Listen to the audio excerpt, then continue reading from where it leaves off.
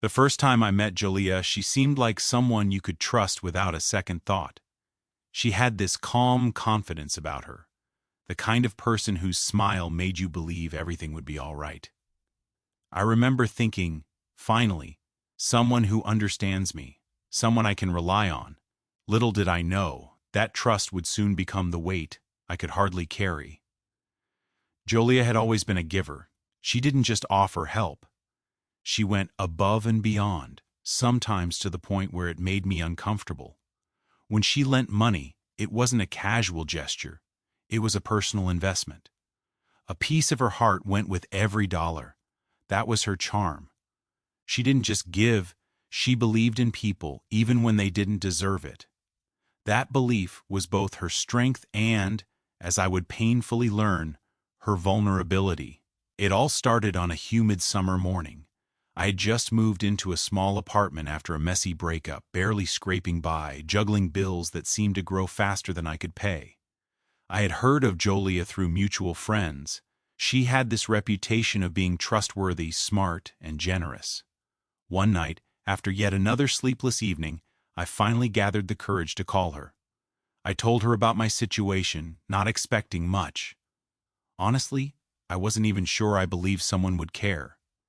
To my surprise, she didn't hesitate. Her voice was warm, almost melodic when she said, "I can help you. How much do you need?" That question should have felt ordinary, but at that moment it felt like a lifeline. I hesitated, unsure if it was right to ask. I had pride, yes, but desperation has a way of swallowing pride whole. I whispered, $10,000, and there was a pause, just a breath.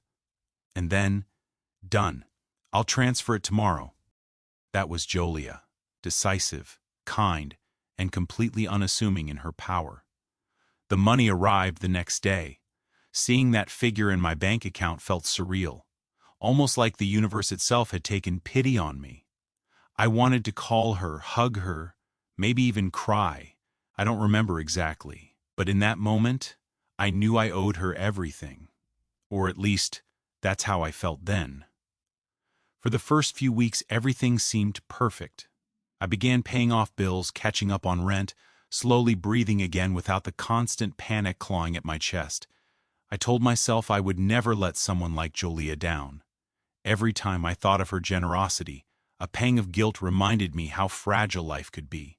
She had entrusted me with $10,000, a sum that could change her life if she needed it, and yet she chose to believe in me. Then came the small hints, tiny cracks I didn't recognize as warnings at first. I noticed how Julia started asking about when I could pay her back. At first it was casual, like a gentle reminder, "Hey, just checking. Do you have an idea when you'll send the money back?" I laughed it off, assuring her I was working on it, that I hadn't forgotten. But there was something different in her tone, a faint unease that seemed out of place. I brushed it off. Surely she just wanted her money back safely. Reasonable, right? But Julia was more than just a friend. She was someone who observed people like a hawk, noticing the smallest gestures, the tiniest lies. And that's why, looking back, I should have seen it coming. The way she tilted her head when I spoke, the way her eyes narrowed slightly when I gave vague answers about work or income, it all added up to one undeniable truth. Julia wasn't just being cautious. She was sensing something she didn't trust, something that made her uneasy. It was during a casual dinner at a local cafe that things began to unravel. The place smelled of coffee and pastries, a comforting, everyday kind of smell. Yet that night, it felt oppressive, almost suffocating. Julia sat across from me, her hands wrapped around a mug, the steam curling toward her face. She looked calm, but her eyes betrayed a storm. "I've been thinking," she said slowly, "about the money, and about trust." Her words were carefully measured, deliberate. My stomach dropped. She rarely spoke in such a formal tone. Something in the air shifted, subtle but sharp, like a blade sliding out of its sheath.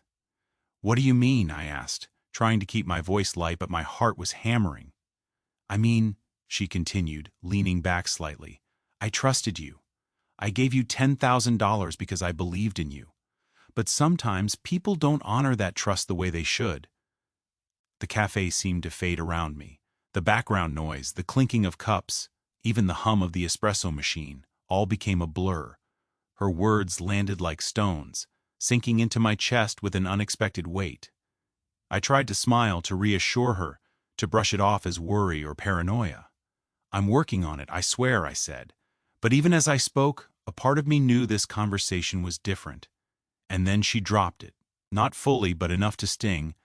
"I hope you understand what trust really means. It's fragile. And once broken—" Her voice trailed, leaving the rest unsaid, hanging like a shadow over my shoulder. I remember leaving that cafe feeling uneasy, confused, and strangely guilty. I had no idea then how deep the betrayal would run, nor how it would consume the next months of my life. That night, sleep eluded me. I stared at the ceiling, replaying her words, wondering if I had done something without realizing it. I thought about the loan, the money, the friendship. Everything felt like it was teetering on a knife's edge. Over the next few days, things worsened. Julia became distant. Her messages, once full of warmth and encouragement, grew terse and pointed. Small comments, seemingly innocuous, carried hidden weight. "Hope things are going smoothly. Let me know when you're free to settle up." Every line felt like a test, a probe into my intentions. And I, naive and blind in my gratitude and guilt, didn't notice the pattern forming until it was too late. The breaking point came unexpectedly. A mutual friend mentioned seeing Julia talking to someone I didn't know. I shrugged it off at first. Maybe she was asking about work, I told myself. But later the whispers started, faint but persistent. People were saying things about her being upset, about me not keeping my word. Panic began to creep in. Not panic about the money itself, I had a plan to repay, but panic about losing someone I had considered a friend, someone who believed in me. One evening, I decided to confront her. I drove to her apartment, rehearsing my words, trying to craft an apology that sounded sincere but also explained my side. When I arrived, she opened the door, her expression unreadable. The warmth I once saw was gone, replaced by a calculated calm that made my chest tighten. "We need to talk," I said, my voice catching slightly. She stepped aside, letting me in. The apartment was neat, almost clinical in its perfection, like nothing in her life was allowed to be messy, except perhaps trust, which I was learning could be fragile and fleeting. "I think we do," she said softly, almost whispering, yet with an authority that silenced me. And that's when she told me. Not in anger, not in accusation, but in a quiet, devastating tone that cut deeper than any outburst could. She explained how she had started doubting me, how she had noticed inconsistencies, small slips, little things I didn't even realize I did. She said she felt betrayed, even though in truth I had done nothing intentional. But perception is reality, she said, and in that moment her reality became mine. The story of the $10,000 loan was no longer just about money. It was about trust, betrayal, and the power of perception. It was about a friendship that I had believed was unbreakable, now dangling by a thread, and I realized, with a shock that would haunt me for weeks, that my journey was just beginning. I left her apartment that night feeling shattered, confused, and strangely determined. Determined to make things right, yes, but also determined to uncover the truth. Why had this happened? Was it all a misunderstanding, or was there something deeper? The questions burned in my mind, relentless and insistent, and I knew I couldn't ignore them. Little did I know Jolia's betrayal, or what I perceived as betrayal, was only the beginning. What followed would test every limit of my patience, my intelligence, and my understanding of human nature. It would lead me down a path I never imagined, a path of secrets, shocks, and ultimately, revelations. And so, this is where my story begins. With trust given, trust questioned, and a $10,000 loan that would unravel everything I thought I knew about friendship, loyalty, and justice. After that night at Jolia's apartment, I couldn't shake the feeling that everything was shifting. It wasn't just a casual discomfort anymore. It was a gnawing, invisible pressure that pressed on my chest with every thought of her. I kept replaying our conversations, trying to pinpoint when the warmth between us began to fade. But nothing stood out, nothing obvious, just small, almost imperceptible changes. And yet, those changes were enough. The first real sign came a few days later. I had called her, trying to lighten the mood with small talk, hoping to restore the friendship we once had. But there was something different in her voice, a clipped tone I had never heard before. She answered, "Hello?" and I swear it sounded like a warning. "Hey, Jolia, I just wanted to check in," I said, trying to sound casual. "Check in about what?" she replied, her words sharp, almost rehearsed. I paused, suddenly unsure. Was I overthinking this? Maybe she was stressed. Maybe I was reading too much into it. But the way she said it, the slight edge, the controlled calm, sent a chill down my spine. Something had changed, and I didn't know how to fix it. It was subtle at first. Small comments in texts, a delay in replies, a coldness that wasn't there before. But each one built on the last, like tiny cracks forming in concrete. And then the whispers began. I don't even remember exactly who first mentioned it, maybe a mutual friend or just someone overhearing a conversation, but the words cut deeper than any confrontation could. "Jolia said she doesn't trust you with money anymore. She thinks you're hiding something." Hearing it felt like a slap. I'd given everything I had, gratitude, respect, honesty.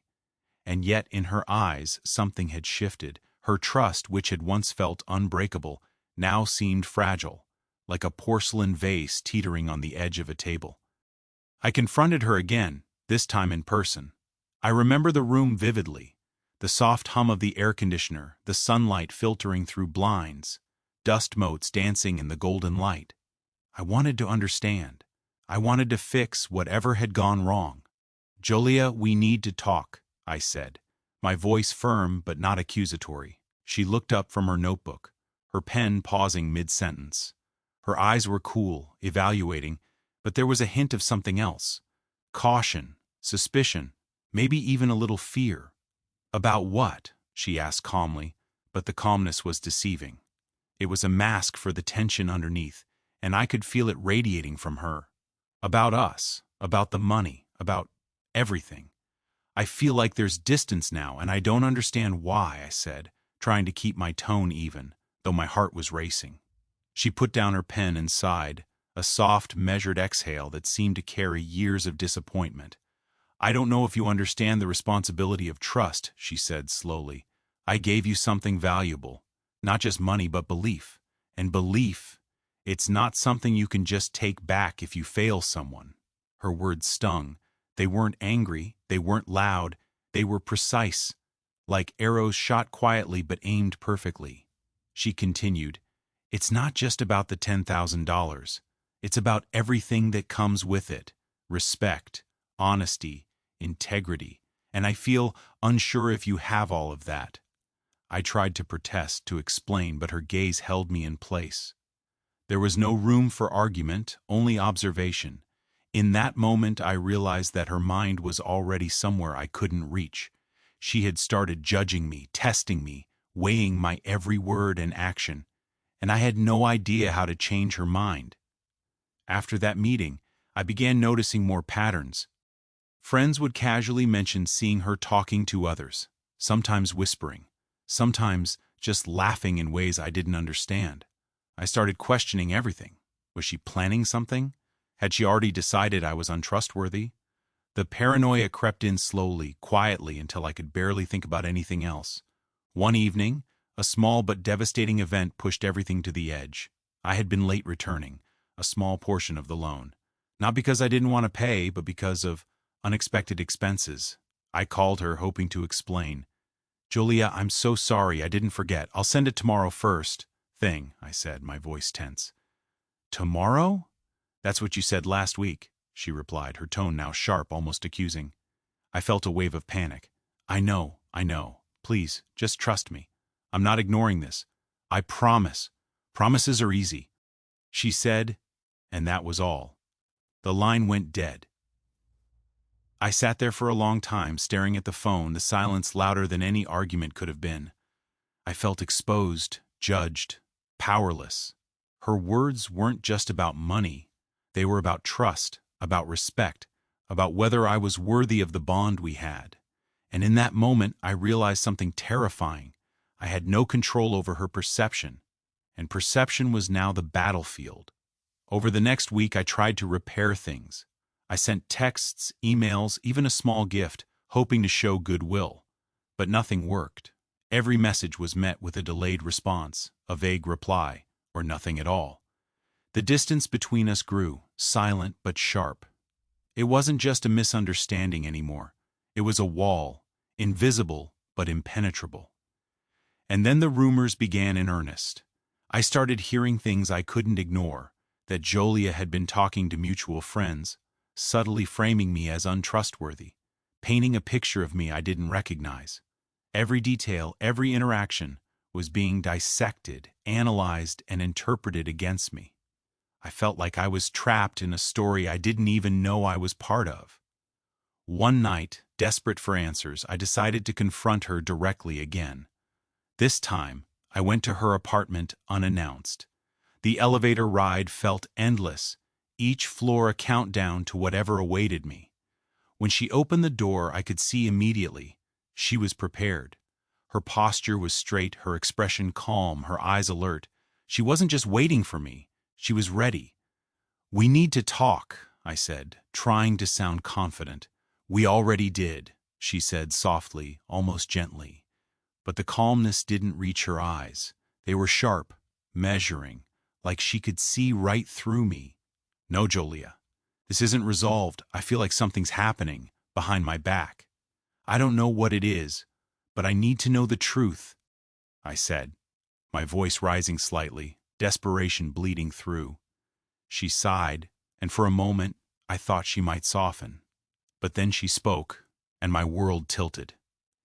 "You feel that way because you're realizing trust is fragile. You're starting to see that loyalty isn't automatic. And maybe some of the stories you've heard aren't rumors at all." Her words were like ice water poured over me. I didn't fully understand yet, but I knew this wasn't just a conversation. It was a test, a warning, and a declaration all at once. She had already set the stage, and I was now part of her narrative. I left that night feeling more lost than ever. My mind raced with questions, doubts, and fears. Had I truly betrayed her without realizing it? Or was something else at play? A deeper scheme I couldn't see yet? Every instinct screamed that things weren't as simple as they seemed. And that's when it hit me. The $10,000 loan was no longer just money. It was the key, the catalyst, the opening move in a story I didn't even know had begun. The first sign of betrayal had appeared, small and almost invisible, but now it was unmistakable. I could feel the storm building, gathering strength, ready to crash down. I knew then that nothing would ever be the same between us. Jolia had shifted, subtly, quietly, irrevocably, and I had to decide, would I crumble under the weight of her doubt, or would I find a way to turn this around, to uncover the truth, to restore the trust that had been broken? I didn't have the answers yet, but I had one thing I didn't realize at the time. Every action, every word, every decision from this point forward would determine not just the future of our friendship, but the outcome of a betrayal that was only just beginning. The first sign had appeared, and it was more dangerous than I could have imagined. The days after that tense confrontation with Jolia felt like walking through a fog.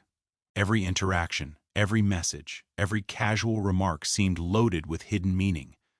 I began replaying conversations over and over in my mind, analyzing every word, every pause, every glance. It was exhausting, mentally and emotionally, but I couldn't stop. Something told me that the betrayal I sensed wasn't just in my imagination. It was real, carefully hidden, and growing stronger every day. Then one evening I noticed something I couldn't ignore. A mutual friend, someone I trusted, dropped a casual comment that made my blood run cold. "You know, Jolia mentioned that she's worried about the loan, and about trust, of course. But she also said she feels like she's been misled." Misled?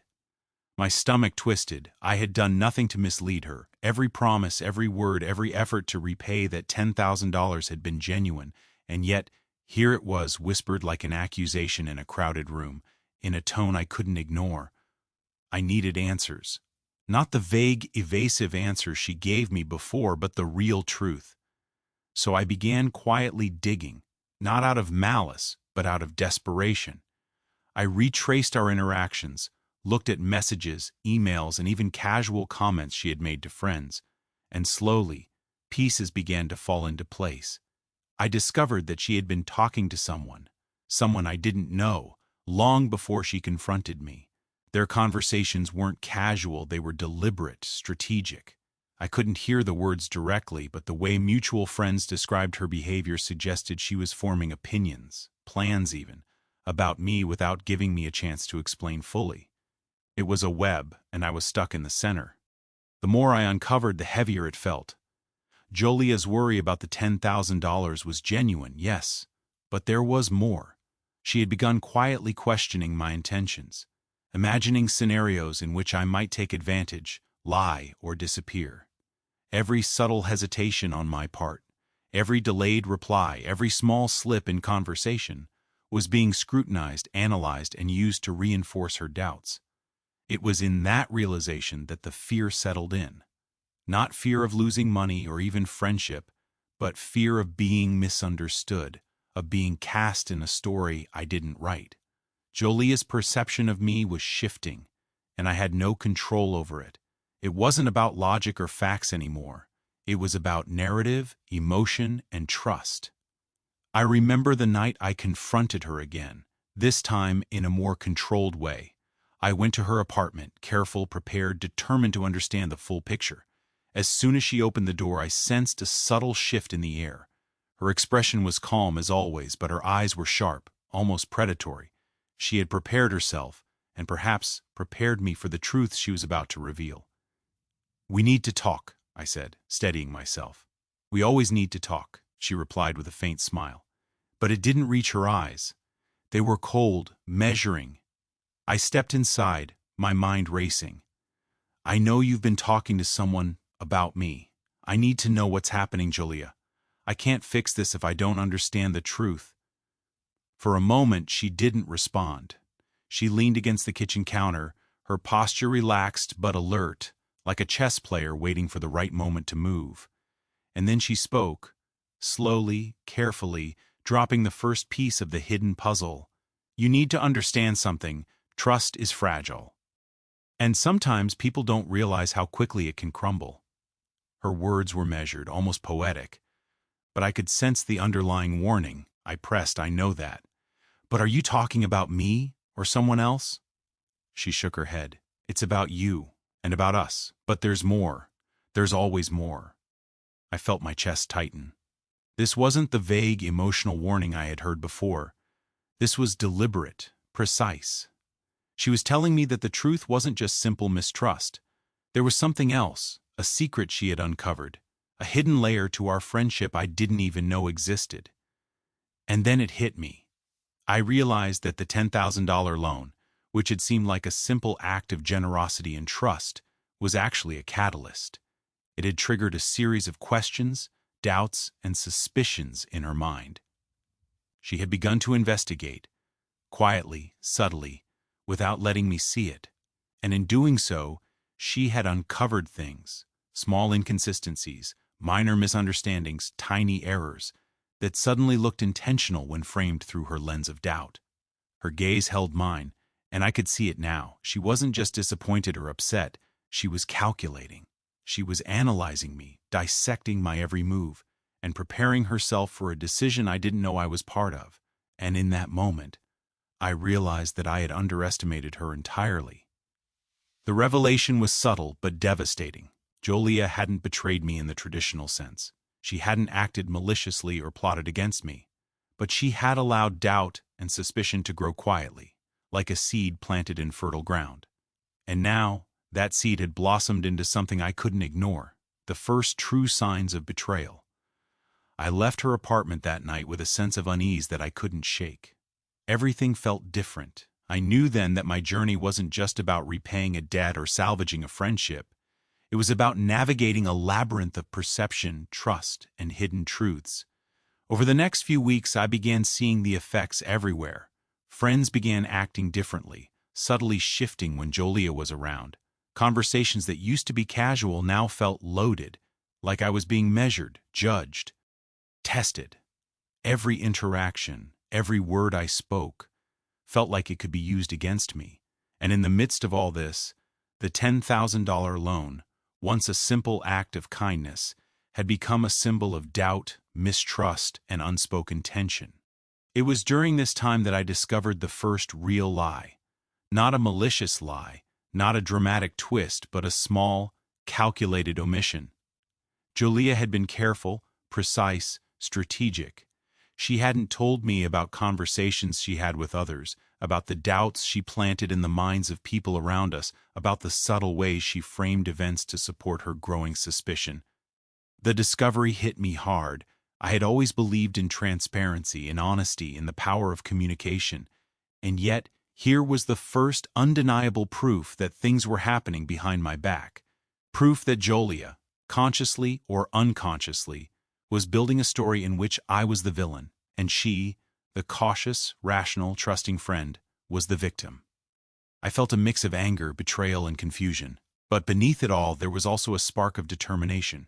If she could manipulate perception, then I had to do the same, not to retaliate, but to uncover the truth, to restore balance, to prove that I was not the person she now believed me to be. That's when the plan began to form.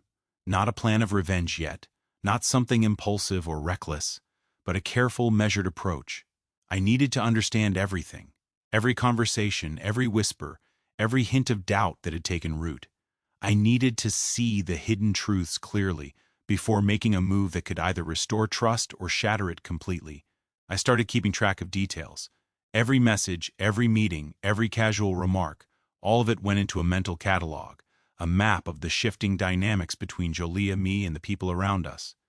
And as I did, patterns emerged, subtle, almost imperceptible at first, but growing more obvious every day.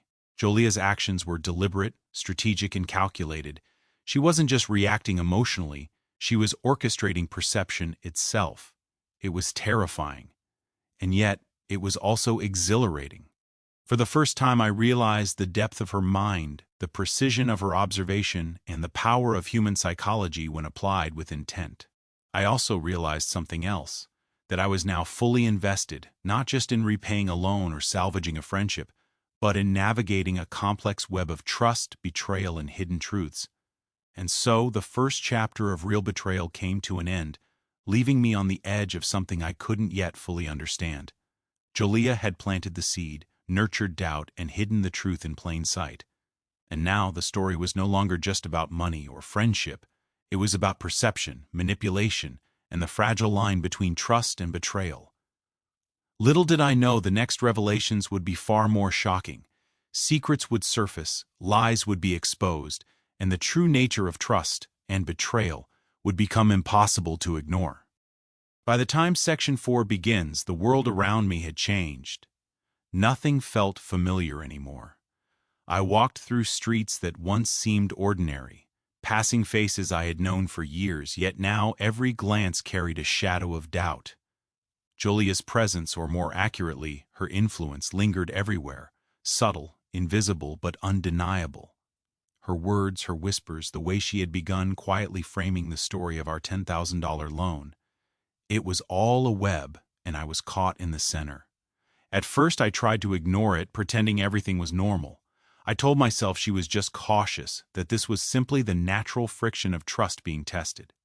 But as the days passed, small signs began piling up, forming a pattern impossible to dismiss. Friends would smile at me politely, then glance away as if remembering something I didn't know. Messages went unanswered, meetings were delayed, and casual conversations were now laced with subtle judgment. It was during one of those encounters that I realized the extent of her reach. I had arranged to meet a mutual friend, someone I considered neutral, for coffee. I wanted clarity, even if it meant hearing things I didn't want to hear. "Hey," I said, trying to sound casual as we sat down. "Have you noticed anything strange lately? Something about Julia?"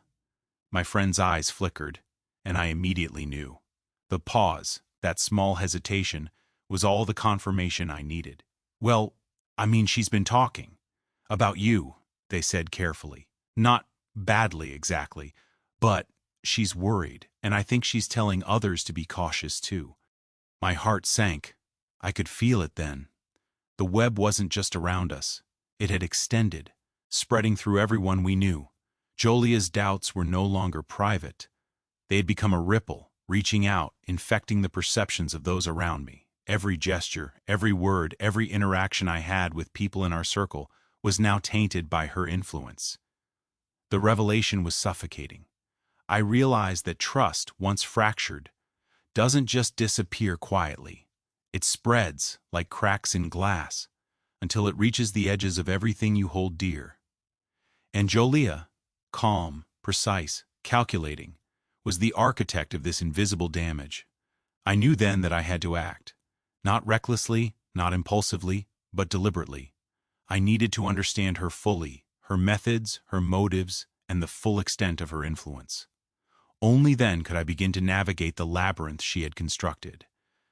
I started observing her closely, in ways subtle enough that she wouldn't notice. The cafe where she met friends, the way she checked messages, the small gestures, the tilt of her head when she spoke, the pause before answering, the emphasis on certain words, all became pieces of a puzzle I was desperate to solve. And slowly, patterns emerged. Jolia's actions weren't chaotic, they were strategic.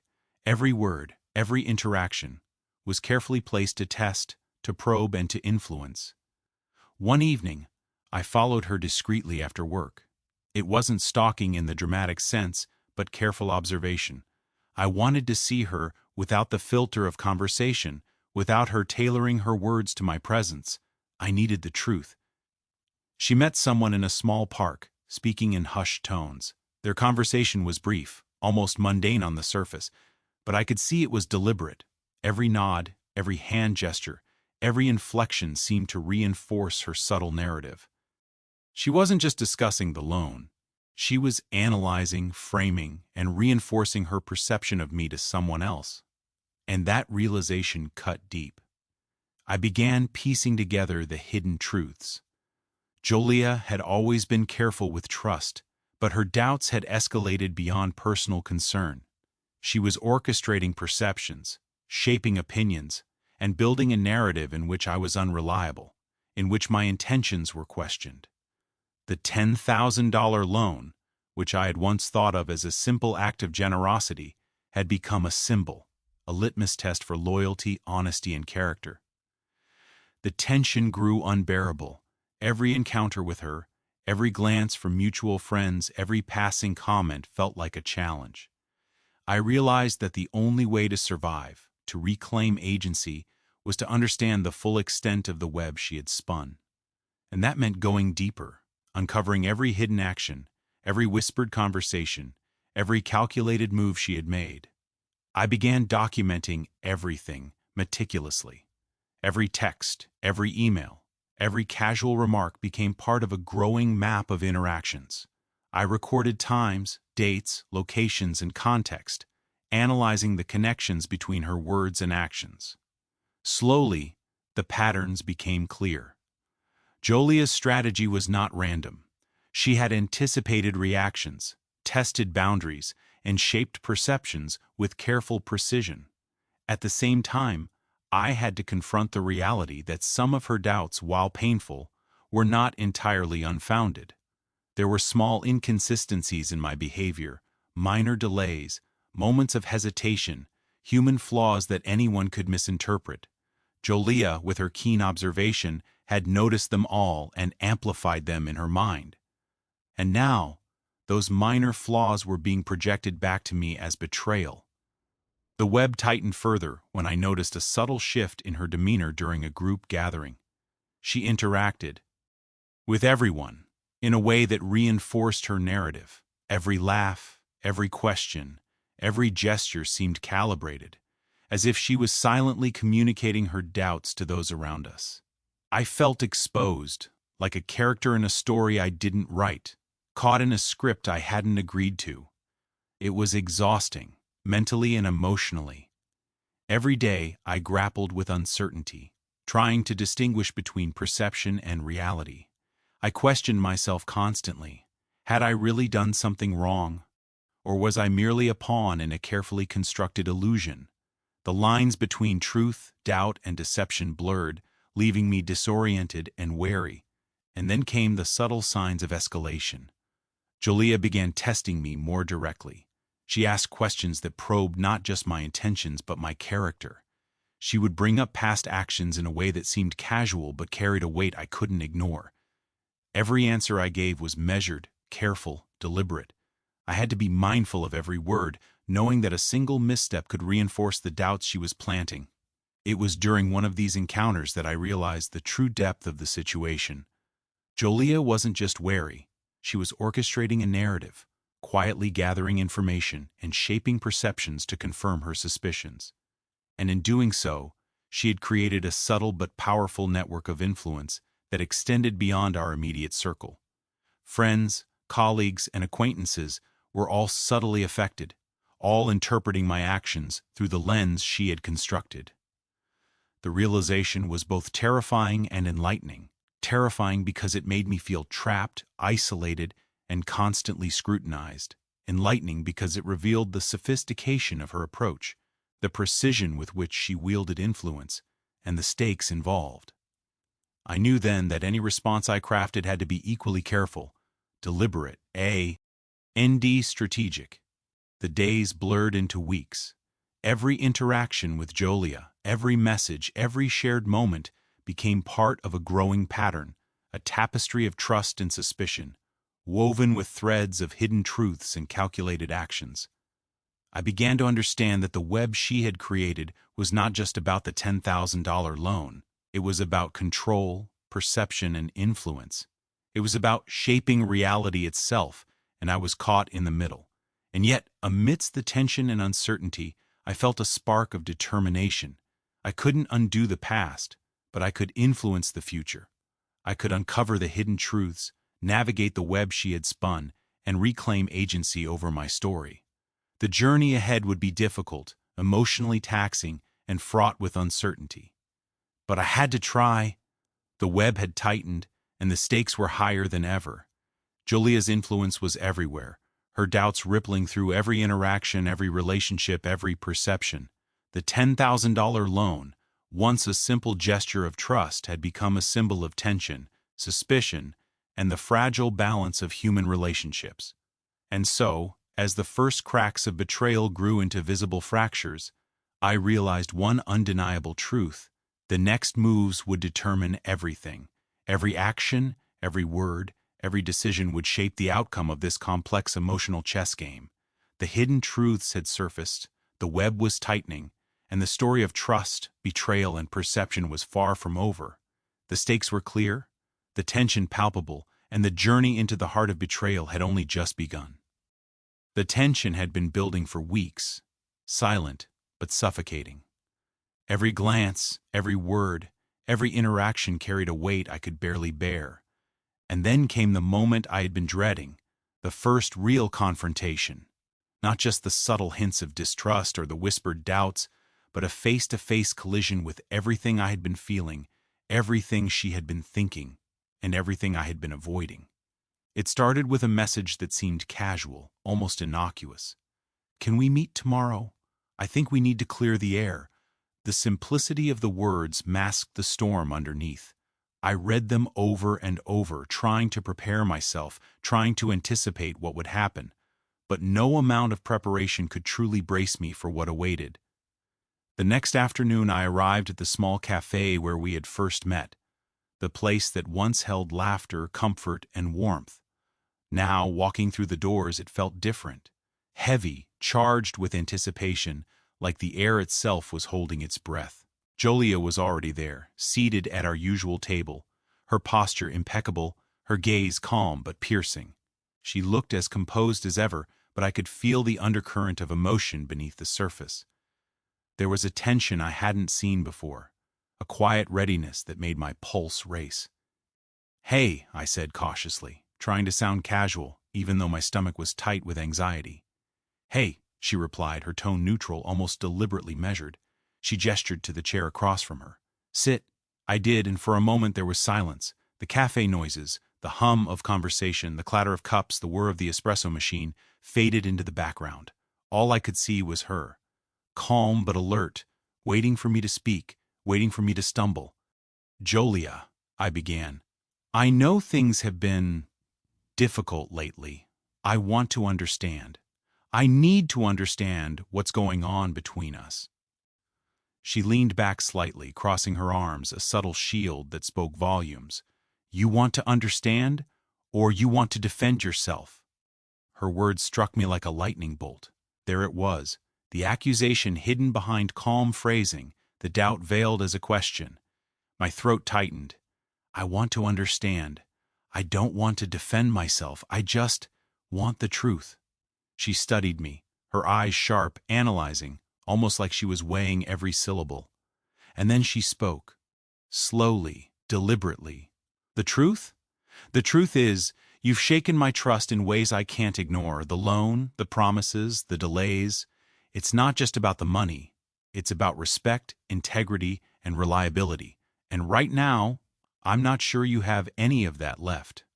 My stomach dropped. Her calm delivery made the words sting even more.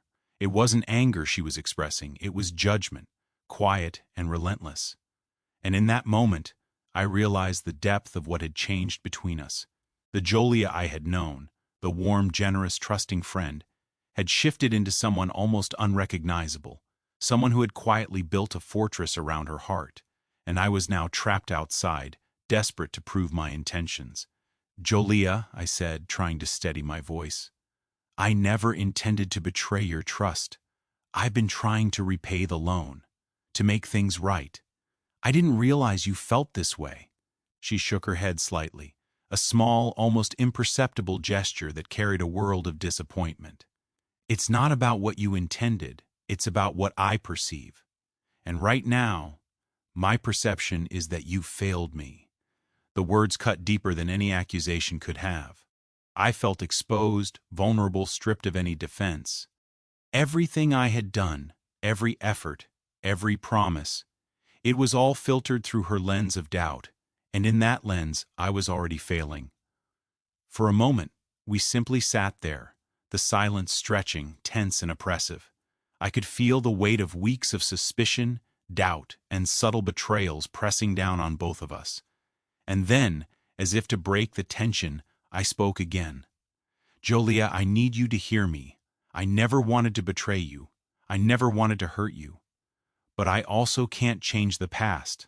All I can do is show you that I'm trustworthy, that I value your trust, and that I want to make things right." Her gaze softened slightly, just enough to let me feel a flicker of the old warmth I had once known. But the edge remained, sharp and unyielding. "Words are easy," she said quietly. "Actions, that's another story." And she was right. Words, promises, apologies, they were meaningless unless backed by consistent, undeniable action. I realized then that the path forward wouldn't be about explanations or justifications. It would be about proving myself, step by step, in ways she couldn't ignore.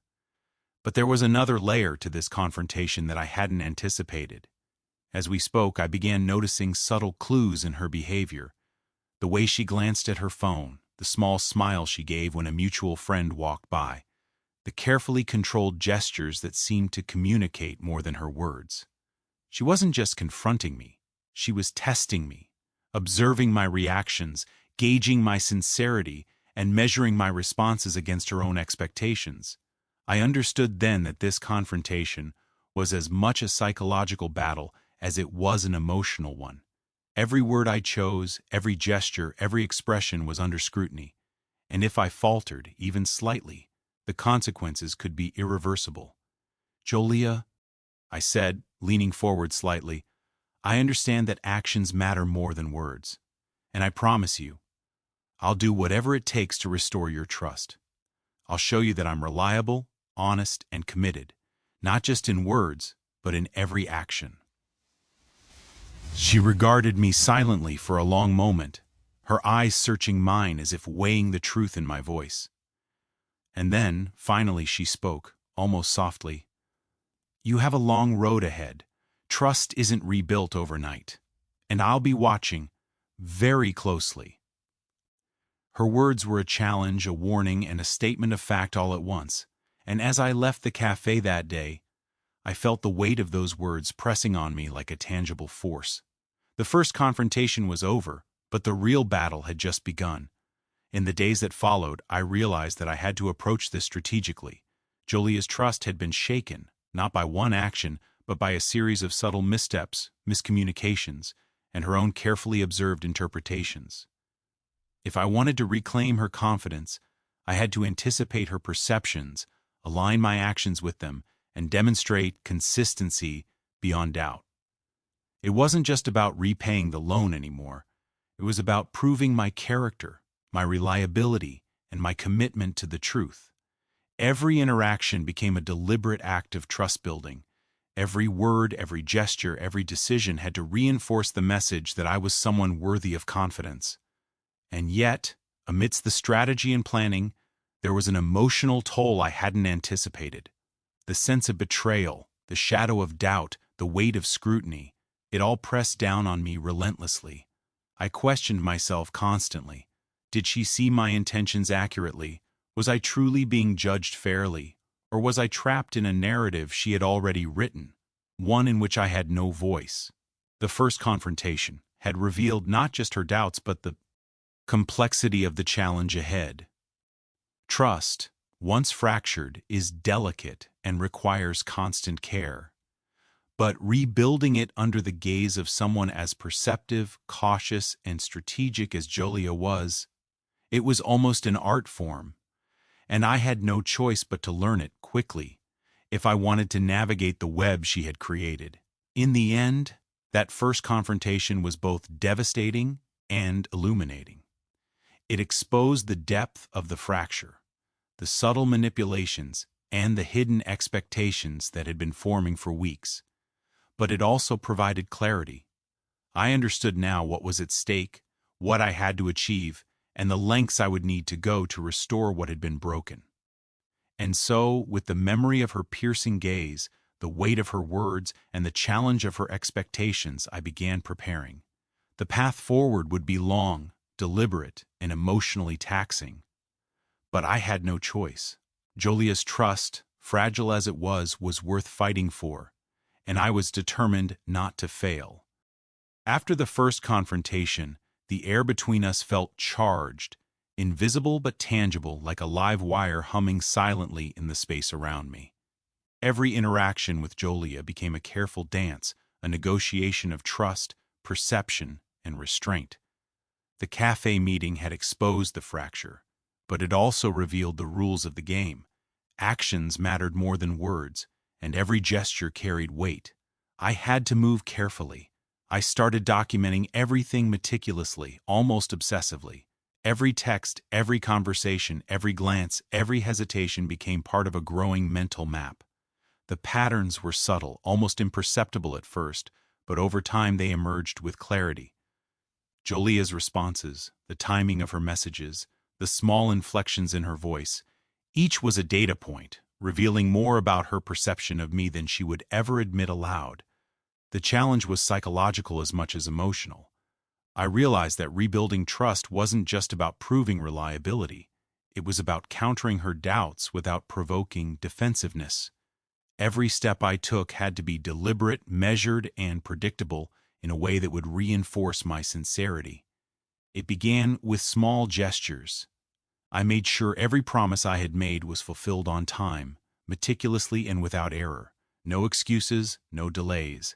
If I said I would call at a certain hour, I called at that hour. If I said I would return a part of the loan, I did it immediately, even beyond what was expected. Each act was carefully calculated, meant to convey responsibility and integrity. Yet, Jolia's perception didn't change immediately. She observed silently, her gaze measuring, her tone neutral, her reactions almost unreadable. There was no verbal acknowledgement, no praise, no reassurance. It was as if she were holding herself back intentionally, testing my consistency over time. And in that, I recognized a new layer of strategy. She was deliberately letting the tension build, forcing me to prove myself continually, to endure scrutiny, and to demonstrate reliability without external validation. The tension reached a peak one evening during a group meeting. A mutual friend had invited both of us to a small gathering, casual but significant in terms of social dynamics. I knew Jolia would be there, watching, evaluating. As we arrived, I noticed her subtle movements, the way she adjusted her posture, the controlled gestures, the careful selection of words. Every action seemed to convey judgment, observation, and measurement. During the gathering, a situation arose that tested everything I had learned about patience and perception. A friend casually mentioned an old debt, a minor misunderstanding unrelated to the $10,000 loan, and the comment hung in the air loaded with implication. I could feel Jolia's eyes on me, sharp and calculating, gauging my reaction. My instinct was to defend myself, to explain, to justify. But I paused, breathing deliberately, measuring every word. "Yes, that was a misunderstanding," I said calmly. "And it's been resolved. I've taken care of it." Her eyes flicked toward me, assessing, almost approving. A subtle nod, almost imperceptible, but it was enough to give me a sense of validation. I realized then that Jolia's scrutiny wasn't meant to shame or attack. It was meant to reveal character, to observe consistency, and to measure authenticity.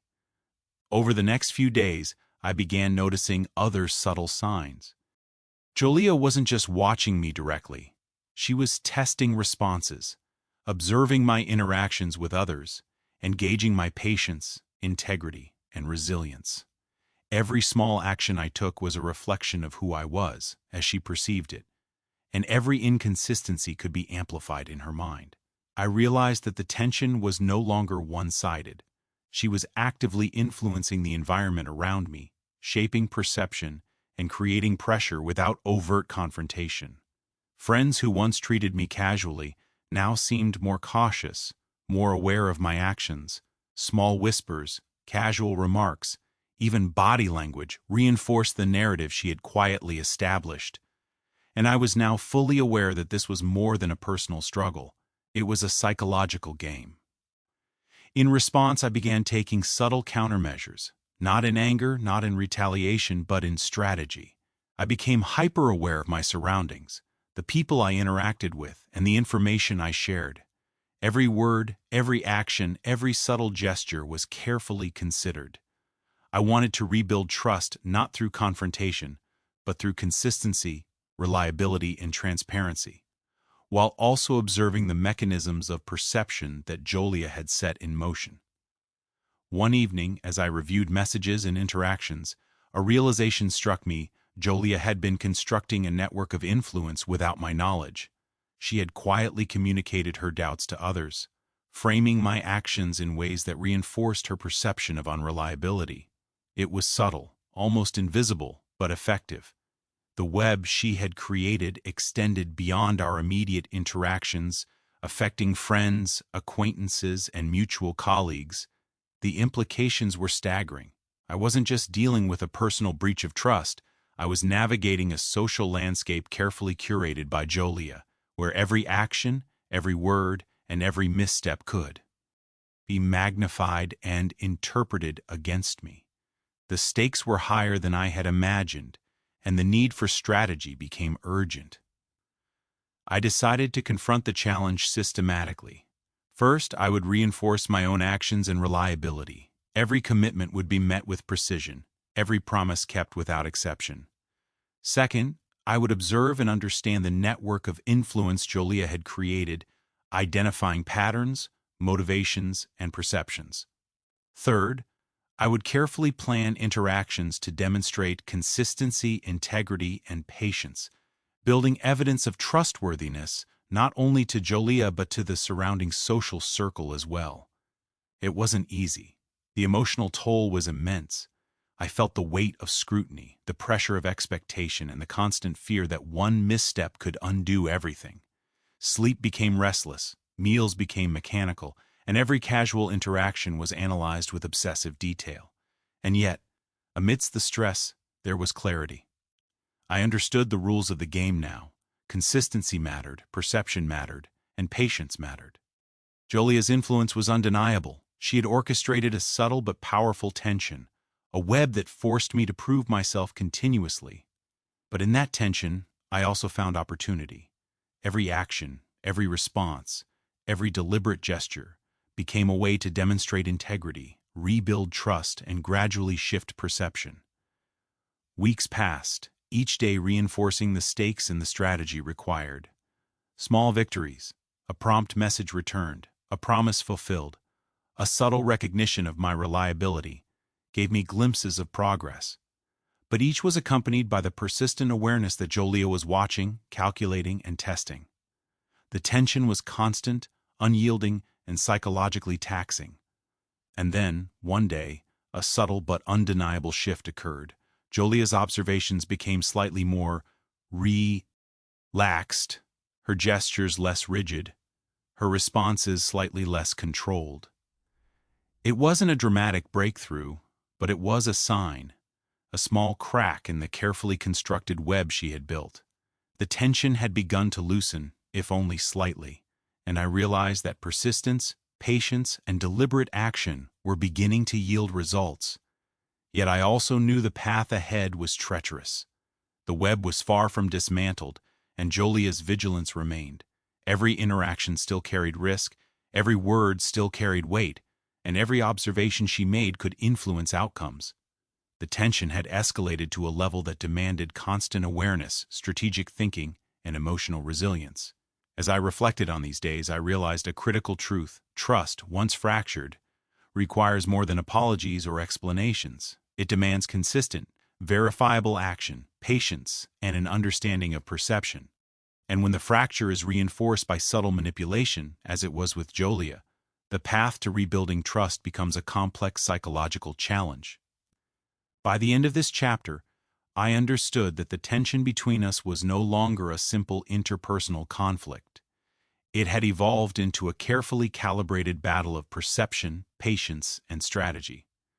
Jolia's subtle influence had forced me to confront my own consistency, my own integrity, and my ability to endure scrutiny without faltering. And in doing so, I had begun to transform the challenge into an opportunity to demonstrate not only reliability but resilience, strategic thinking, and emotional control. The web had tightened, the stakes had escalated, and the psychological pressure was immense. Yet, amidst the tension, I found clarity and purpose. I knew the rules now, and I was beginning to navigate them with intent and awareness. The game had changed.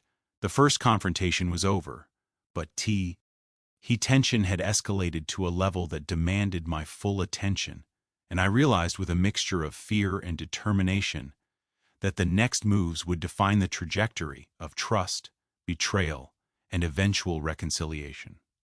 The weeks of tension, observation, and subtle maneuvering all led to this moment. I could feel it in the air, the weight of unspoken truths pressing down on both of us. Jolia's watchful gaze, once a quiet test of character, had intensified into a force I could no longer ignore. Every glance, every pause, every carefully measured word seemed to carry the power to either heal the fracture or widen it irreparably. The breaking point began with an unexpected event. A mutual friend, someone neither of us had anticipated, invited us both to a small gathering. The intent was innocent: coffee, conversation, and casual interaction. But beneath the surface, I could sense the tension. Jolia's presence was commanding yet subtle. Her eyes scanned, assessed, and calculated every move I made. Every gesture I made was reflected back at me, magnified, dissected, interpreted. As I approached her, I noticed something different: a subtle tightening of her jaw, a slight narrowing of her eyes. It was almost imperceptible, yet unmistakable to me now. Jolia had entered this gathering with a purpose. She wasn't here for casual conversation. She was here to observe, evaluate, and test. And I knew that my own responses would determine the course of the evening. The first interaction was quiet but loaded. We exchanged greetings, brief, measured, and polite. But beneath the surface, the unspoken tension was electric. I felt it in every heartbeat, every breath. The air between us was taut, a delicate balance of anticipation and apprehension. Then came the first challenge. A casual remark from a friend about financial responsibility triggered a subtle but profound test. "You've been very careful with money lately," they said, glancing at both of us. The words were innocent, almost mundane, but in the context of our strained relationship, they became a magnifying glass for judgment. Julia's eyes flicked toward me, sharp and scrutinizing. I could feel her assessing not just my words but my reaction, my tone, my expression, my body language. Every detail was under evaluation. I realized then that the stakes were higher than I had imagined. This wasn't just about trust anymore. It was about perception, reputation, and the fragile balance between honesty and doubt. I responded carefully, deliberately, choosing each word with precision. "I'm doing my best to be responsible and consistent," I said, my tone steady but sincere. Her gaze lingered, evaluating, calculating, and then she gave a subtle nod. It was almost imperceptible, but it carried weight.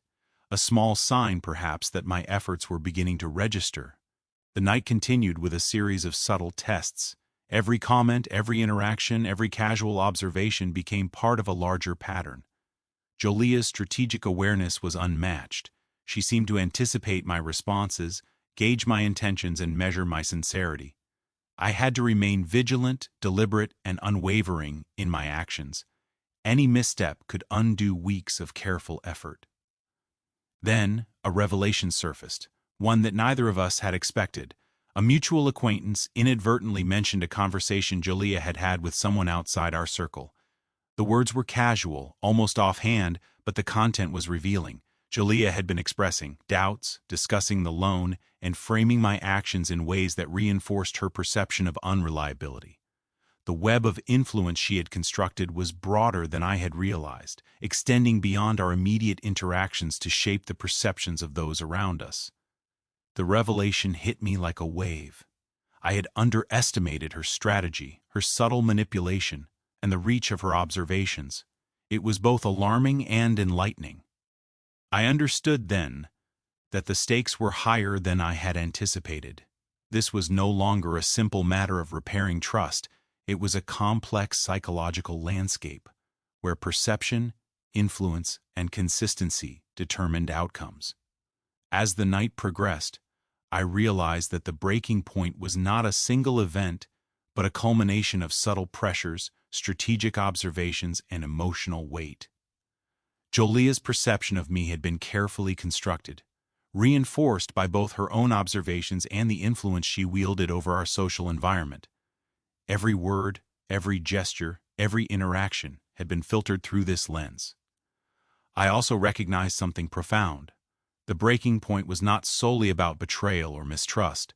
It was about resilience, strategy, and the ability to navigate complex interpersonal dynamics under intense scrutiny.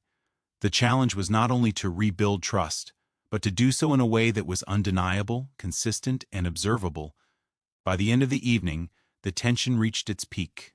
Jolia's gaze lingered on me, assessing, measuring, and weighing. The room, filled with casual conversation and laughter, felt like a stage where every move had consequences. I could sense that the next interaction, the next word, the next gesture would determine the trajectory of our relationship. And then it happened, a subtle but undeniable shift. A question from Jolia, quiet and deliberate, tested my sincerity and consistency. "Do you understand why I've been cautious?" she asked, her eyes locking with mine. I nodded, choosing my response carefully. "Yes, I understand that trust is fragile and that perception matters. I also understand that consistency and action speak louder than words. I'm committed to proving that I'm trustworthy." Her gaze softened slightly, a small crack in the carefully constructed facade of scrutiny. It wasn't a resolution, not yet, but it was a sign. A subtle acknowledgement that my efforts were beginning to register, that the breaking point had not shattered the possibility of reconciliation. As I left the gathering that night, I felt a mixture of relief, determination, and anticipation. The breaking point had revealed the depth of the challenge, the complexity of perception, and the stakes involved. But it had also illuminated a path forward, one where deliberate action, patience, and consistency could begin to restore trust and shift perception. In the days that followed, I continued to navigate this delicate landscape. Every interaction with Jolia, every gesture, every communication became part of a larger strategy. The breaking point had clarified the rules of engagement. Trust must be demonstrated through action. Perception must be managed carefully, and every decision carries weight. The tension remained high, but it was now accompanied by clarity. I understood the stakes, the challenges, and the path forward. The breaking point had not destroyed the possibility of reconciliation. It had revealed the necessity of strategic, deliberate action and unwavering commitment to integrity and consistency. And so, as the story reached this critical juncture, I prepared for the next phase. One where subtle maneuvers, calculated interactions, and careful observation would continue to shape the narrative. The breaking point had been reached, and the journey through trust, betrayal, and eventual understanding was far from over. The days after the breaking point were unlike anything I had experienced before. Every interaction with Jolia, every glance from friends, every whispered remark carried weight. I could feel the tension pressing down on me constantly, a living, breathing force that demanded attention. But amidst the stress, a realization began to take root. The story was not yet over. The web she had woven, the subtle influence she exerted, the doubts she planted, all of it could be countered if approached with strategy, patience, and careful observation. I started by observing her more closely, not in a confrontational way, but to understand her patterns, her triggers, and her expectations. Jolia's subtle cues were everywhere. The slight furrow of her brow when something displeased her, the careful tone of her questions, the deliberate pauses in conversation. Every gesture, every expression, every nuanced movement was a piece of information I could use. The first countermove came with careful communication. I made sure that every promise I made was fulfilled precisely, consistently, and visibly. If I said I would send a document, it was sent immediately. If I committed to a meeting, I arrived early. Every act, no matter how small, was deliberate, a proof point that reinforced reliability and trustworthiness. But action alone wasn't enough. I realized that perception mattered as much as reality. Jolia wasn't just judging me by what I did, she was interpreting motives, evaluating consistency, and measuring intent. If I wanted to shift her perception, I had to demonstrate clarity, transparency, and consistency in ways she couldn't ignore. One evening, I invited her for a quiet walk, away from the eyes of friends, colleagues, and social circles. The city streets were calm, the sky streaked with the warm glow of sunset, and the familiar hum of distant traffic created a private rhythm. I knew this was the opportunity to speak candidly, to show honesty without confrontation, and to start reshaping her perception. "Jolia," I began, careful and measured, "I know that trust is fragile, and I know I've made mistakes that may have caused doubt. But I want you to understand my intentions. They've never been to betray you or mislead you." She walked beside me silently, listening, her gaze forward, her expression unreadable. That silence, once oppressive, now felt like a space where truth could exist without judgment. "Actions matter more than words," she said finally, her tone soft but deliberate. "And so far, you've been consistent. But consistency alone doesn't erase doubt completely. I need to feel it in every interaction." Her words, though cautious, were an opening. I realized that this was the turning point, the moment when subtle effort, deliberate action, and patience could begin to shift her perception. I responded carefully, "I understand, and I'm committed to showing you, through every interaction, every decision, every gesture, that I am trustworthy, not just for today or tomorrow, but consistently." For the first time in weeks, I saw a faint, almost imperceptible softening in her posture. It was subtle, a small relaxation of her shoulders, a lighter gaze, but it was enough to signal that my efforts were beginning to register. The next countermove involved careful observation of her network. I began noting who she spoke to, what they discussed, and how her influence shaped perceptions. Subtle whispers, small suggestions, and minor comments were all part of the web she had created. But by mapping these patterns, I could anticipate how her perceptions influenced others, and more importantly, I could begin to shape my own actions to counterbalance them. It wasn't about confrontation or retaliation. It was about creating clarity, demonstrating integrity, and gradually rebuilding confidence. Every interaction became a deliberate choice. The words I used, the timing of responses, the consistency of actions. Slowly, carefully, I began to influence perception, not through argument, but through proof, patience, and reliability. The turning point became more evident during a small gathering of mutual friends. Jolia was present, her eyes sharp, her posture controlled. But I noticed subtle changes. She listened more, spoke less, and even when her gaze assessed me, there was a trace of curiosity rather than judgment. It wasn't trust yet, but it was a crack in the wall she had built. During the evening, a conversation arose that would test this progress. A friend mentioned a past misunderstanding involving the loan, framing it in a way that could have reinforced doubt. I remained calm, responding with clarity, honesty, and precision. I acknowledged the past, explained the context, and demonstrated the steps I had taken to address the issue. Jolia observed, quiet but attentive. Her subtle nods, slight smiles, and pauses in judgment signaled that my actions were beginning to counter the narrative she had constructed. The process was painstaking. Every day involved careful planning, observation, and deliberate action. I couldn't rush trust, I couldn't force perception. But by consistently demonstrating reliability, honesty, and emotional control, I began to see incremental shifts in Jolia's responses. Her questions became less pointed, her tone less guarded, and her gestures less rigid. Then came a pivotal moment, an unplanned, spontaneous interaction. That revealed the depth of the turning point. Jolia and I found ourselves alone, unplanned, walking through a quiet park. The conversation started casually, but gradually moved into personal territory. She shared concerns, small frustrations, and subtle admissions of doubt. I listened carefully, responding with empathy, understanding, and measured honesty. By the end of that walk, I sensed a transformation. Jolia's posture was less guarded, her voice softer, her gaze more open. She hadn't fully restored trust, but the cracks in her caution had widened. The turning point was real. The combination of consistent actions, careful observation, and deliberate interaction had begun to shift her perception. The turning point also revealed a critical truth. Trust is not rebuilt in grand gestures or dramatic confrontations. It is restored through consistency, patience, and the quiet accumulation of small, undeniable proofs.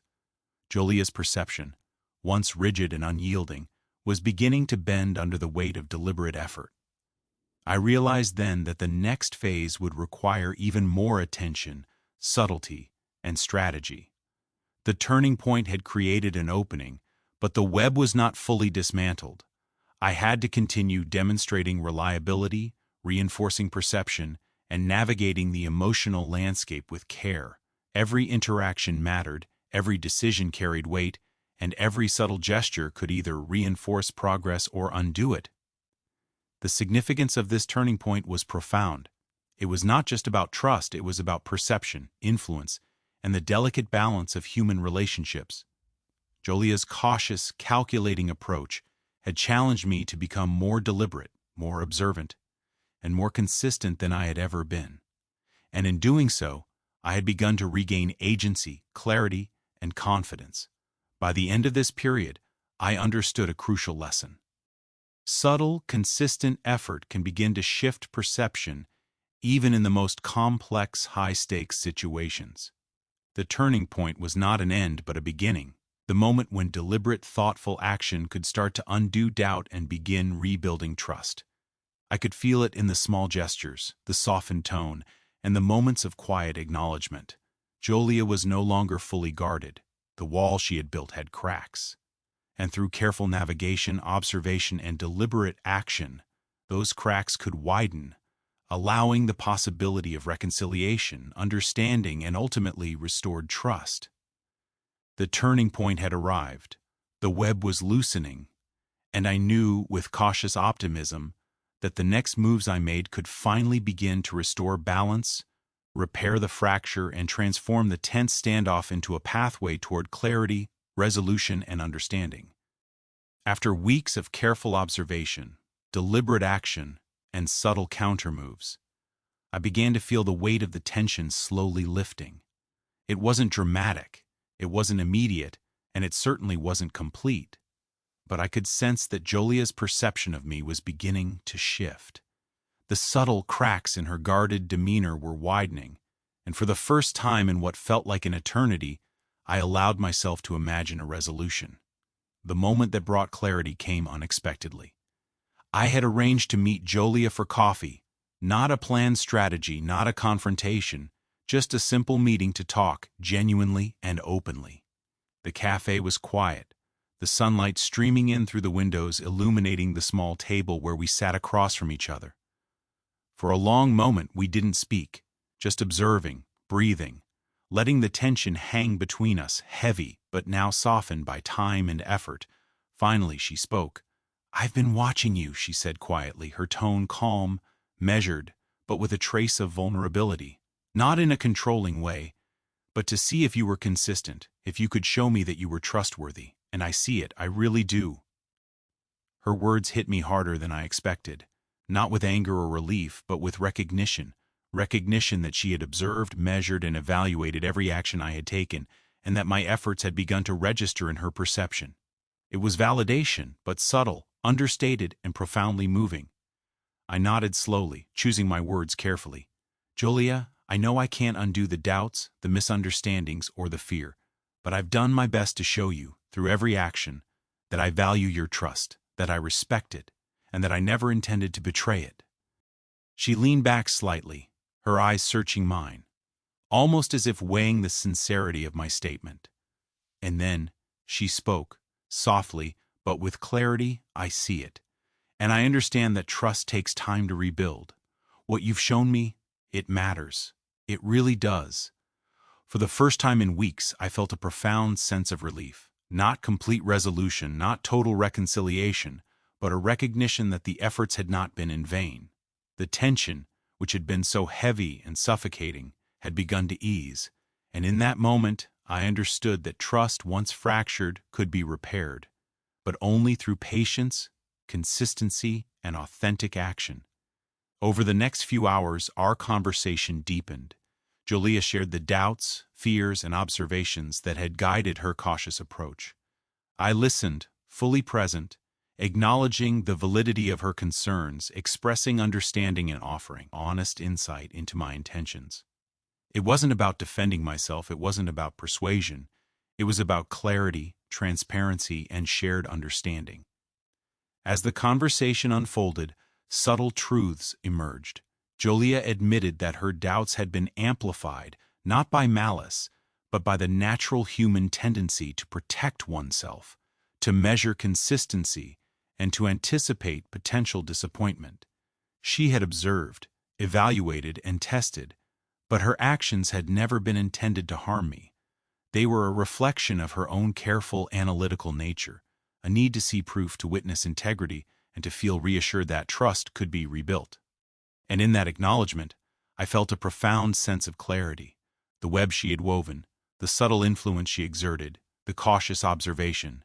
It had not been a weapon, but a measure of care, of vigilance, of concern. The tension had been real, the stakes had been high, but the intent behind it was not destructive. I shared my perspective as well. I spoke of the pressure I had felt, a scrutiny, the constant need to demonstrate consistency, and the emotional toll it had taken. I expressed understanding of why she had acted as she did, and also shared the lessons I had learned, about patience, about perception, about the fragility and resilience of trust. By the end of the conversation, a subtle but undeniable shift had occurred. Jolia's posture was relaxed, her tone softer, and her gaze more open. The tension, while still present, had been replaced by understanding. We had navigated the complex landscape of trust, perception, and human behavior together, and while the journey had been difficult, the outcome was promising. The resolution didn't erase the past. The doubts, misunderstandings, and subtle betrayals remained part of our shared history, but it created a pathway forward, a way to rebuild trust, strengthen communication, and approach future interactions with clarity and intention. We left the cafe that day with a sense of cautious optimism. The tension, while not entirely gone, had been alleviated. The turning point, followed by deliberate action, patience, and consistent behavior, had paved the way for this resolution. And I understood that the work wasn't over. Trust, once fractured, requires ongoing effort, vigilance, and authenticity. In the days and weeks that followed, the subtle shifts continued. Jolia's interactions became warmer, more open, and less guarded. The influence she had exerted over our mutual social circle began to change, reflecting her evolving perception. Friends who had been cautious now interacted more freely, and the subtle tension that had permeated every interaction began to dissipate. The resolution was gradual, measured, and deeply satisfying. It was not the dramatic reconciliation of movies or novels, but something far more profound, a mutual understanding, a restoration of perception, and a recognition that trust, while fragile, can be rebuilt through deliberate, consistent, and authentic action. Looking back, I realized that the breaking point and the subsequent turning point were not just challenges, they were lessons. They revealed the complexity of human relationships, the power of perception, and the subtle ways in which trust can be tested, strained, and ultimately restored. Jolia and I did not simply return to the way things were. That would have been impossible. But we moved forward, aware of the fragility and strength of trust, committed to honesty, transparency, and integrity in every interaction. The resolution was not the end of the story, but a new beginning, a foundation built on understanding, resilience, and deliberate care. The $10,000 loan, which had once symbolized tension and doubt, had become a catalyst for growth, reflection, and deeper connection. The experience transformed not only our relationship, but also my understanding of human behavior, trust, and the subtle interplay of perception and action. In the end, the resolution was not about proving right or wrong, winning or losing. It was about understanding, acknowledging, and navigating the complexities of human relationships with patience, clarity, and integrity. The breaking point had revealed challenges.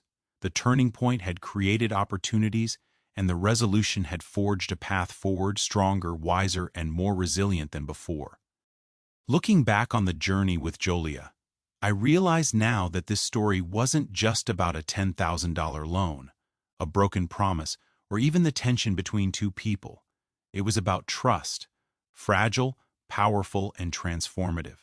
It was about perception, patience, and the subtle ways human behavior can shape relationships, and most importantly, it was about how we navigate betrayal, confrontation, and eventual understanding with integrity and clarity.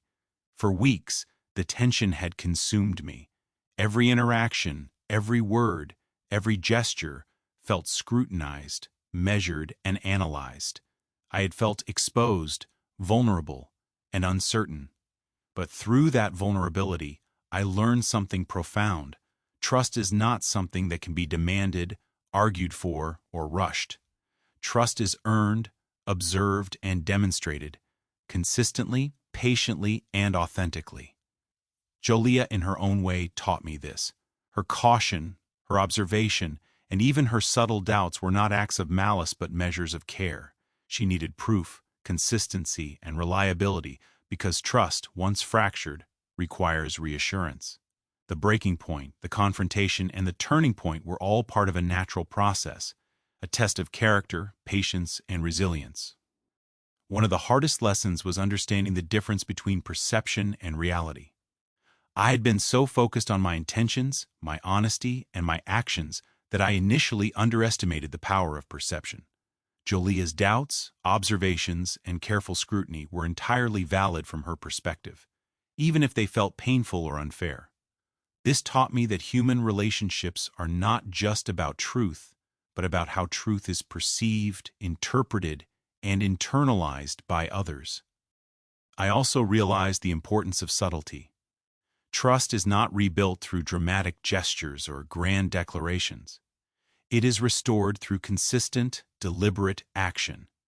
Every promise kept, Every word carefully chosen, every gesture aligned with intention contributes to rebuilding what was broken.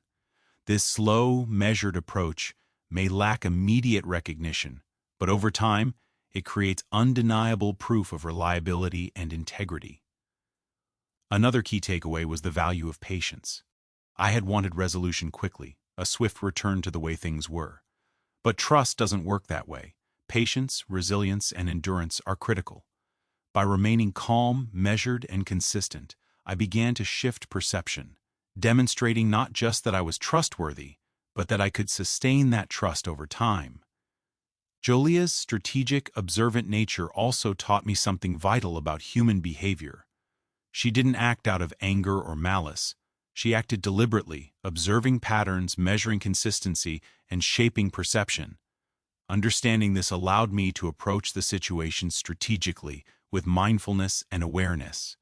By analyzing her behavior, anticipating her expectations, and responding with authenticity and consistency, I was able to navigate the complex web she had created. Perhaps the most profound lesson was the importance of communication. Honest, clear, and empathetic dialogue was the key to resolution. When I finally spoke with Jolia, openly and candidly, without defensiveness or manipulation, the subtle shift began. She acknowledged my sincerity, softened her stance, and began to rebuild her perception of me. Communication, paired with consistent action, became the bridge over the fractured trust. The $10,000 loan, which had once symbolized tension, fear, and subtle betrayal, became a catalyst for growth. It forced both of us to examine ourselves, our intentions, and our perceptions. It revealed the fragility of trust, the complexity of human relationships, and the subtle power of observation and influence. And in the process, it provided an opportunity to learn, reflect, and ultimately grow stronger, both individually and within our relationship. Reflecting on this journey, I realized that betrayal is rarely simple. It often emerges from miscommunication, misperception, or unmet expectations. And while the pain of betrayal can be intense, it also offers lessons about patience, resilience, empathy, and the importance of consistent action. It's not about proving right or wrong, winning or losing. It's about understanding, reflection, and growth. Jolie and I didn't simply return to how things were before. That would have been impossible. But we moved forward with clarity, awareness, and deliberate care. The cracks in trust were healed slowly, through observation, understanding, and consistent proof of integrity. The lessons learned during this journey about perception, patience, and resilience became a foundation for stronger, more mindful relationships in the future. I've realized that every relationship has its challenges, its moments of doubt, and its moments of tension. The true measure of connection is not the absence of conflict, but the ability to navigate it thoughtfully, patiently, and authentically. Trust can be rebuilt, perception can shift, and understanding can be restored, but only if we approach it with integrity, care, and consistent effort. Looking back, I am grateful for the challenges, the tension, and even the subtle betrayals. They forced growth, reflection, and strategic thinking. They revealed the depth of human perception, the fragility of trust, and the power of deliberate action. And most importantly, they showed me that relationships, no matter how strained, can be navigated successfully when patience, authenticity, and empathy guide every step. As for Jolia, our relationship evolved. There was now a deeper awareness, a mutual understanding of boundaries, expectations, and the value of trust.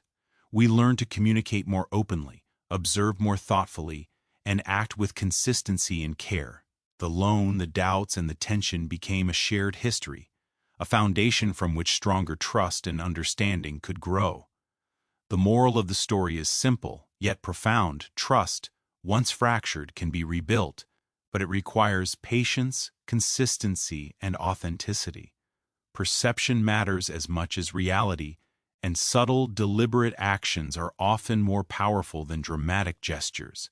Betrayal, doubt, and tension are opportunities for growth, reflection, and the strengthening of relationships if approached thoughtfully and with integrity. And as I reflect on this entire journey, I see clearly how every small step, every deliberate action, every moment of patience and observation contributed to the resolution.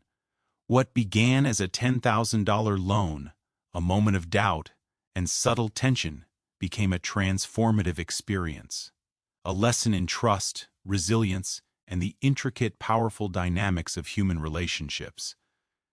In the end, trust is not fragile because it can be broken. It is powerful because it can be rebuilt. And when approached with care, patience, and consistent authenticity, even the deepest fractures can lead to understanding, growth, and renewed connection. The story of Jolia and me is not just a story about a loan or betrayal. It's a story about human perception, integrity, and the enduring power of trust. It is a reminder that relationships are living, evolving, and complex, and that patience, authenticity, and thoughtful action are the keys to navigating even the most challenging moments. And so, as I close this chapter, I carry forward the lessons learned: to observe carefully, act deliberately, communicate clearly, and, above all, value trust as a living, fragile, yet ultimately resilient force.